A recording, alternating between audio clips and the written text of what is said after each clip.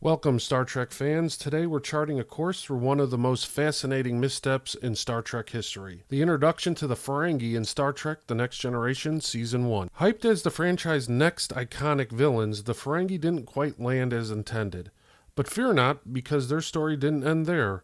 From rocky start to eventual redemption, we'll explore the evolution across the Star Trek universe. So buckle up, subscribe if you haven't already, and let's boldly go where no critique has gone before. Let's rewind to the mid-80s. With The Next Generation, Gene Roddenberry and his creative team wanted to introduce a new primary antagonist. They had Klingons for the original series, but in TNG, Klingons were no longer the enemy, they were the allies. Enter the Ferengi. They were designed as a reflection of greed, consumerism, and the pitfalls of capitalism, traits the Utopian Federation rejected. In theory, this sounded fantastic. A species driven entirely by profit, highlighting humanity's growth beyond materialism, but in practice, the execution was, well, let's just say it wasn't what fans expected.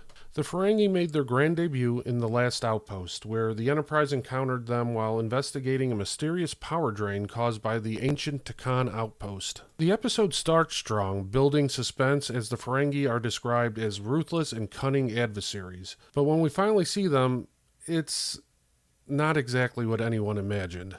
Their behavior, exaggerated gestures, and high-pitched voices turned what should have been an intimidating alien species into something closer to slapstick comedy.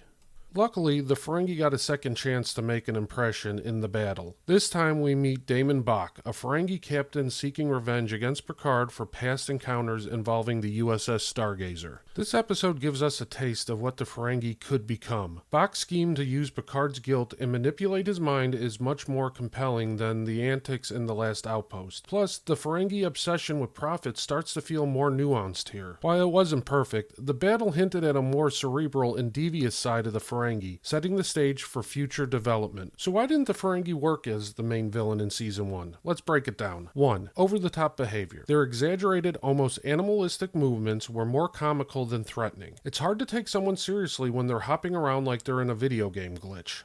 2. Unintimidating design. The Ferengi's look, large ears, short stature, and fanged teeth made them iconic, but not exactly fearsome. Their energy whips, while unique, lacked the gravitas of a phaser or a disruptor. 3. Shallow motivations. While their focus on profit was a solid concept, it wasn't explored deeply enough in Season 1, making them feel one-dimensional. And 4. Poor contextual placement. In a universe already populated by the Klingon and the Romulans, the Ferengi needed to stand out in a big way. Instead, they fell flat. Thankfully, the story doesn't end there. By the time Deep Space Nine rolled around, the Ferengi were reimagined and given a rich cultural backdrop. Their obsession with profit became a source of both humor and thought-provoking social commentary.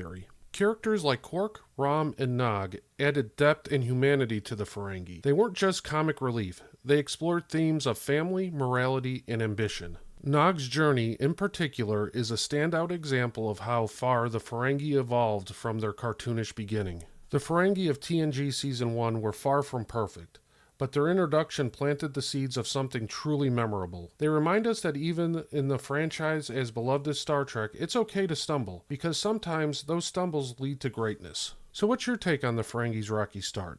Did you find them funny, frustrating, or somewhere in between? Let us know in the comments below, and don't forget to like, subscribe, and hit that bell icon for more deep dives into the Star Trek universe. Until next time, live long and prosper.